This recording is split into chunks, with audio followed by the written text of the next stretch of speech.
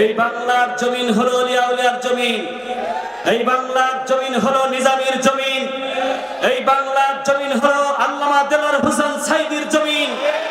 সুতরাং রাম আর বামেরা চোখ রাঙাবে, বাংলার মানুষ কোনোদিন বসে থাকতে পারে না, ঠিক কিনা বলো? সুতরাং আমরা আস্তে আস্তে করে একটু বলি, একটু শিক্ষা গ্রহণ করুন। ফিরাউন, নমরুদ, হামান, সাদ্দাদের কাছ পর্যন্ত পৌঁছানো লাগবে না।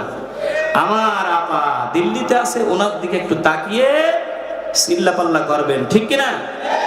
কোরআনের মাহফিলে ইতিমধ্যে স্বৈরাচারের কিছু দোসররা আছে, তারাও বিভিন্নভাবে উস্কানি দিয়ে একটু নাড়াচাড়া করার চেষ্টা করছে।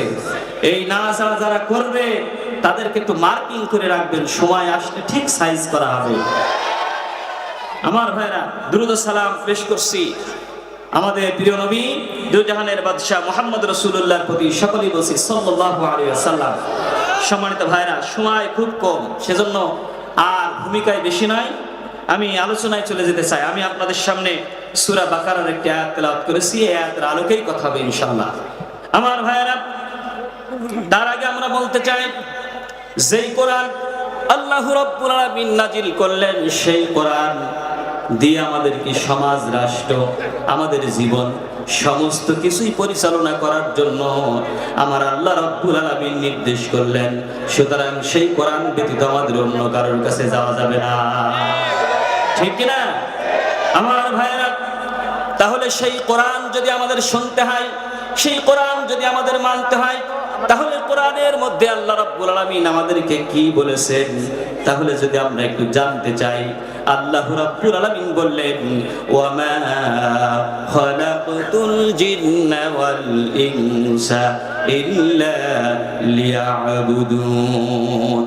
জিন এবং ইনসানকে সৃষ্টি করেছি একমাত্র কেবলমাত্র আমারই একত্ববাদের জন্য। তাহলে যদি আমরা সেই আল্লাহর একত্ববাদের জন্য যদি আমরা কাজ করি, যদি আমরা একটু প্রশ্ন করি সেই আল্লাহর হুকুম, আল্লাহর আহকাম যদি আমাদের মানতে হয়, তাহলে আমাদের কি কি কাজ করা লাগবে একটু জানতে চাই। আল্লাহ রাব্বুল আলামিন সেজন্যই তো এই কোরআনের মধ্যেই আল্লাহ তাআলা জানিয়ে দিলেন তোমাদেরকে কি করা লাগবে। আকিমুস সালাত, তোমাদেরকে সালাত প্রতিষ্ঠা করতে হবে। কেন করবা সেটাও আল্লাহ রাব্বুল আলামিন জানিয়ে দিলেন। ইন্নাস সালাতা তানহা আনিল ফাহশাই ওয়াল মুনকার, নিশ্চয় নামাজ অশ্লীল বেহায়াপনা সমস্ত খারাপ কাজ থেকে বিরত রাখে। সুতরাং নামাজ যদি পড়ো তোমার আমল ভালো হয়ে যাবে, নামাজ যদি পড়ো তোমার ঈমান ভালো হয়ে যাবে। আর সেই নামাজটা কি নামাজ হতে হবে? সেই নামাজ পড়তে হবে যেই নামাজ আপনাকে জিনাত থেকে ফিরিয়ে নিয়ে আসবে, সেই নামাজ আদায় করতে হবে যেই নামাজ আপনাকে ঘুষ খাওয়া থেকে বিরত রাখবে, সেই নামাজ পড়তে হবে এই নামাজ অন্যের মিথ্যা মামলা দেওয়ার কাজ থেকে তোমাকে বিরত রাখবে, সেই নামাজ পড়তে হবে যেই নামাজ জুলুম করা যাবে না, মিথ্যা মামলা দেওয়া যাবে না, ওই সমস্ত মানুষদের কাছে অত্যাচার করা যাবে না। এই কাজ করতে গেলেই ওই নামাজ ব্যারিকেড দিয়ে আপনাকে বাধা প্রদান করবে। এই নামাজ আমাদেরকে আদায় করতে হবে। আমার ভাইয়েরা, যদি আমরা জানতে চাই শুধুমাত্র কি এই নামাজ আদায় করলেই হবে নাকি, তাহলে যদি আমরা আরেকটু জানি, ও কোরআন তুমি বলো দেখি নামাজ কি শুধু আদায় করলেই হবে নাকি? কোরআন জবাব দিচ্ছে না, না, তোমাদের আরো ইবাদত করা লাগবে। সেটা কি শোনো, ইয়া আইয়ুহাল্লাযীনা আমানু কুতিবা আলাইকুমুস সিয়ামু কামা কুতিবা আলাল্লাযীনা মিন ক্বাবলিকুম লাআল্লাকুম তাত্তাকুন। আল্লাহ রাব্বুল আলামিন ঘোষণা দিলেন, ও ঈমানদারগণেরা তোমরা শোনো, তোমাদের উপরে রোজা ফরজ করা হয়েছে যেইভাবে রোজা ফরজ করা হয়েছিল তোমাদের পূর্ববর্তীগণের উপরে, যেন তোমরা তাকওয়া অর্জন করতে পারো। তাহলে নামাজ পড়ার জন্য আল্লাহ বললেন, রোজা রাখার জন্য আল্লাহ রাব্বুল আলামিন বললেন। এখন শুধুমাত্র কি নামাজ রোজাই কোরআনের মধ্যে আছে নাকি? হজের কথাও আছে, যাকাতের কথাও আল্লাহ রাব্বুল আলামিন বলেছেন। আরো কিছু আছে কিনা যদি আমরা জানতে চাই, তাহলে কোরআনের কাছে যদি আমরা যাই, কোরআন জবাব দিচ্ছে, কুতিবা আলাইকুমুল কিতালু ওয়া হুয়া কুরহুল লাকুম আসা আন তাকরাহু শাইআন ওয়া হুয়া খায়রুল লাকুম।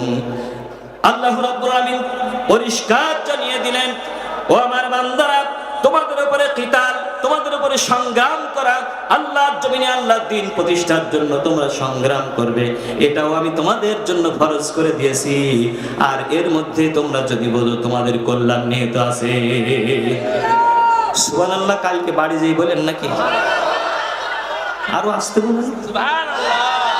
আমার এই পাশের ভাইদের বলার দরকার নেই, আরো জোরে বলুন সুবহানাল্লাহ।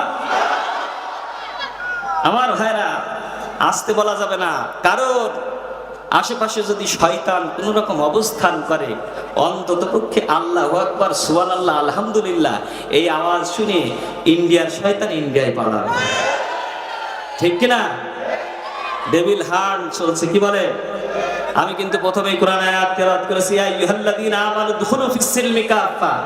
আল্লাহ রাব্বুল আলামিন বলেছেন, তোমরা পরিপূর্ণভাবে, ঈমানদারদেরকে উদ্দেশ্য করে বলেছেন, তোমরা পরিপূর্ণভাবে ইসলামের মধ্যে দীক্ষিত হও। সুতরাং ইসলামের মধ্যে যদি পরিপূর্ণভাবে দীক্ষিত হতে হয়, ঈমানদারদেরকে আল্লাহ তাআলা কেন বললেন? তার মানে আমাদের আশেপাশে শয়তান আছে, এই কথাও আল্লাহ তাআলা জানিয়ে দিয়েছেন। শয়তান, আল্লাহ তাআলা বলেন, শয়তানের পদাঙ্ক অনুসরণ করো না, শয়তান হলো তোমাদের ইন্নাহু লাকুম আদুউম মুবিন, শয়তান হলো তোমাদের প্রকাশ্য শত্রু। সুতরাং এই শয়তান নিধন চলছে, শিকার চলছে, ডেভিল হান্ট, কি বলে? ডেভিল হান্ট চলছে না? এই শব্দটা যখন আসলো, অপারেশন ডেভিল হান্ট, তখন কিন্তু বাংলাদেশের কিছু আমলা, তাদের মাথা যন্ত্রণা শুরু হয়ে গেছে। ব্যাপারটা কি? এই ডেভিল হান্ট, এই শব্দ কোথা থেকে পেল? এই শব্দটা এসেছে কোথা থেকে? তারা খুঁজতে খুঁজতে যে দেখছে যে আল্লাহর কোরআন বলছে, ইয়া আইয়ুহাল্লাযীনা আমানু দুখুলু ফিস-সিলমি কাফা ওয়া লা তাত্তাবিউ খুতুওয়াতিশ শাইতান, শয়তানের পদাঙ্ক অনুসরণ করো না, ইন্নাহু লাকুম আদুউম মুবিন, শয়তান হলো তোমাদের প্রকাশ্য শত্রু। আমাদের শত্রু কারা ছিল এতদিন? যারা ছিল তাদেরকে আর দেখা যাচ্ছে নাকি? আশেপাশে দেখেন আছে কিনা, যদি থেকেও থাকে অন্তত পক্ষে গোপনে হলেও বলবেন, তওবা তাহলিল করে এদিকে ফিরে আসো, না হলে কিন্তু শিকার চলছে। আর যদি তোমাদের মনে না চাই, দিল্লি যেয়ে আমার কাছে অবস্থান করো, ঠিক কিনা? এই কোরআনে কারিমের মধ্যেই ঘোষণা করলেন, তোমাদেরকে আল্লাহর জমিনে আল্লাহর দ্বীন প্রতিষ্ঠার জন্য সংগ্রাম করতে হবে, তোমাদেরকে সংগ্রাম করা লাগবে। এই কথা কার? আরো জোরে বলুন, কালকে বলেন, আরো জোরে বলুন আমার ভাইরা। তাহলে সেই সংগ্রাম যদি আমাদের করতে হয়, তাহলে আর যদি আমরা কোরআনের কাছে জিজ্ঞাসা করি, তাহলে আমরা কিভাবে করব? আল্লাহ রাব্বুল আলামিন সেটাও কোরআনের মধ্যে জানিয়ে দিলেন, ইয়া আইয়ুহাল্লাযীনা আমানু আতিউল্লাহা ওয়া আতিউর রাসূল ওয়া উলিল আমরি মিনকুম। হে ইমানদারগণেরা, তোমরা আমাকে আনুগত্য করো। আল্লাহ রাব্বুল আলামিনকে আনুগত্য করার জন্য আল্লাহ নিজেই বললেন, আবার বললেন তোমরা আমার রাসূলের আনুগত্য করো। সেই সাথে সাথে তোমাদের সমাজে যারা নেতৃত্ব দান করে, কোরআন এবং হাদিসের আলোকে সমাজ পরিচালনা করতে চায়, সমাজের মানুষদেরকে ভালো পথ দেখাতে চায়, এই সমস্ত মানুষদেরকেও তুমি অনুসরণ করো, এটাও আমার আল্লাহ রাব্বুল আলামিন ফরজ করেছেন। সেই জন্য আমার ভাইরা, তাহলে বিশ্বনবী মুহাম্মদ রাসূলুল্লাহ সাল্লাল্লাহু আলাইহি ওয়াসাল্লামকে আমরা কিভাবে পাবো, কিভাবে অনুসরণ করব? আমরা যদি একটু সাহাবীদের দিকে তাকাই, আমরা যদি একটু সাহাবীদের দিকে লক্ষ্য করি, বিশ্বনবী মুহাম্মদ রাসূলুল্লাহ সাল্লাল্লাহু আলাইহি ওয়াসাল্লামের দিকে যদি তাকাই, ও তার সাহাবারা যেইভাবে জীবন যাপন করেছে, সেইভাবেই আমাদেরও জীবন যাপন করা লাগবে কি লাগবে না? আরো জোরে বলুন আমার ভাইরা। তাহলে যদি আমরা একটু যাই বিশ্বনবীর সাহাবী হযরতে হুযায়ফা রাদিয়াল্লাহু তাআলা আনহুর কাছে, বিশ্বনবীর সাহাবী হযরতে হুযায়ফা রাদিয়াল্লাহু তাআলা আনহু, আল্লাহর নবী বিশ্বনবী যুদ্ধের ডাক দিলেন, তাবুকের যুদ্ধে বের হব, ও সাহাবীরা তোমরা সকলেই চলে আসো। হুযায়ফা রাদিয়াল্লাহু তাআলা আনহুর কান পর্যন্ত পৌঁছানোর সাথে সাথে হুযায়ফা বললেন, আশ্চর্য ব্যাপার, আমার নবী ডাক দিয়েছে যখন, বাড়ি বসে থাকা যাবে না তখন। এই না বলে আল্লাহর নবীর দরবারে দৌড় দিলেন, আল্লাহর নবীর কাছে গেলেন। বিশ্বনবী জনাবে মুহাম্মদ রাসূলুল্লাহ সাল্লাল্লাহু আলাইহি ওয়াসাল্লাম হুযায়ফা রাদিয়াল্লাহু তাআলা আনহু সহ অসংখ্য সাহাবীদেরকে নিয়ে এইভাবে বসে যখন তিনি